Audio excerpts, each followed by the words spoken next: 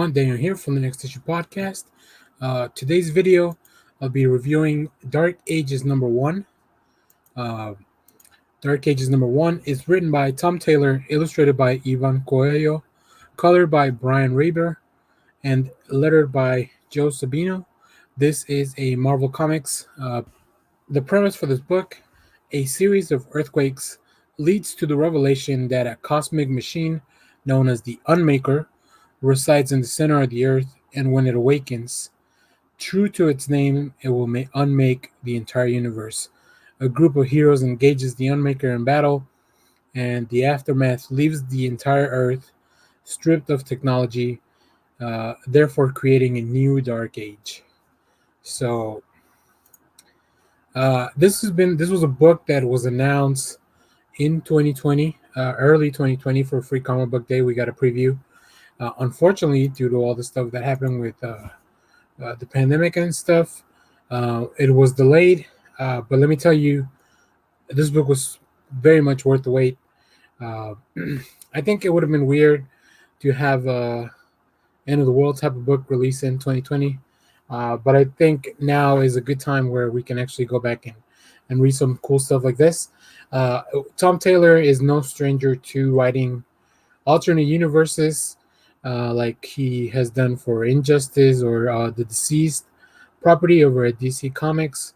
And although he has worked a little bit with Marvel with like the Friendly Neighborhood Spider-Man and stuff like that, this is kind of like Tom Taylor's really big event with Marvel. I quite enjoyed the comic. There's a lot of little things that Tom Taylor knows how to really bring to the surface in an event like this, especially when creating a whole alternate universe. But you want it to feel like the normal universe. I think that's why there are stakes. Like it needs to the reader needs to question: is this the normal continuity? Is this a different alternate universe? Whatever the case may be. So we get started. Like I said, there's a series of earthquakes, and immediately, one of the best things I like, and this is just a great collaboration by the whole team. The spider people are the first to like get the warning signs. So here we can see Peter, we see Miles, Gwen, Mary Jane, and May. We see the whole family, just the spider, like their spidey senses going off. They don't know what's going on. That's like, it's those kind of things. Like, yeah, that's what would, I mean, obviously not in the real world, but like in the Marvel comics, that's what would happen, right? The spider sense would go crazy and not know why. Then immediately we are taken over to, and this is kind of where the art team just really shines, and I want to highlight some of that stuff. Coello and company just really capturing the feel of these characters. Here we see Moon Girl. Obviously, she's also very plugged in as the smartest person in the world and gets the alert. And I love that she's off to see the second smartest person in the world, which is a little bit misdirect because they tell you it's that person lives in the Baxter building, but it's definitely not Reed Richards.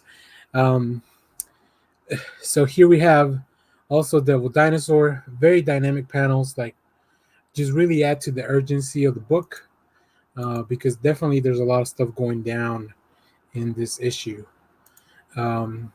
Later on, we have what I think, now that people are more familiar with the What If property, something's big is going down when Uatu the Watcher shows up. And here we are. Once again, the art team does very cool. Like this angle just kind of shows off the magnitude of what's going on. And this panel here in the corner, one of my favorites. The Earth has hours to take care of this menace.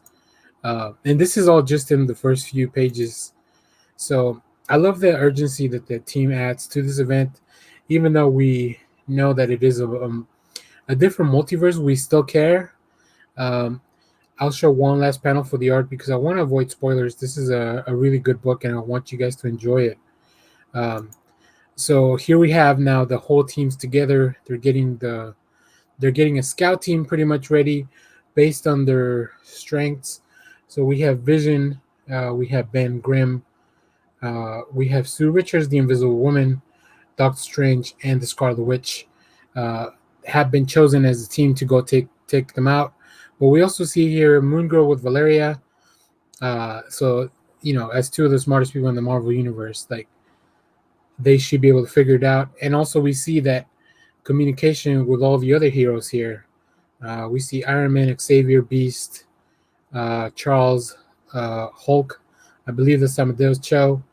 Um, Shuri from Wakanda. That might be Peter Quill. So just all these little details are what's really fun in a comic like this. So yeah, I really enjoyed this comic. I've been waiting for this event for a long time. Tom Taylor is one of my favorite writers. Currently, if you're not reading Nightwing, what are you waiting for? Go pick that up. But yeah, I don't know what's going to happen next. Um, this book sets up a really interesting premise of a world without machines and power, and like that's kind of that's our starting point. So let's see what's going to happen in this universe. Once again, the whole team works really well. I love Coello's character designs, and the colors and the whole place look super cool, especially with some of the magic and some of the other backgrounds that we have in the story. So make sure to go pick this up. This gets 2 thumbs up. Let me know if you've read this. Let me know what you thought about it in the comments. And let me know what else you're reading this week from Marvel or DC or independent, or maybe even in your backlog. So thanks for watching, everyone. Remember to share, like, subscribe, leave us a comment, hit the bell so you get notified when we go live most Sundays at 10 a.m. And check out our Patreon. New month, new giveaway. So yeah, let us know if you've enjoyed this. Thanks for watching, everyone. Bye-bye.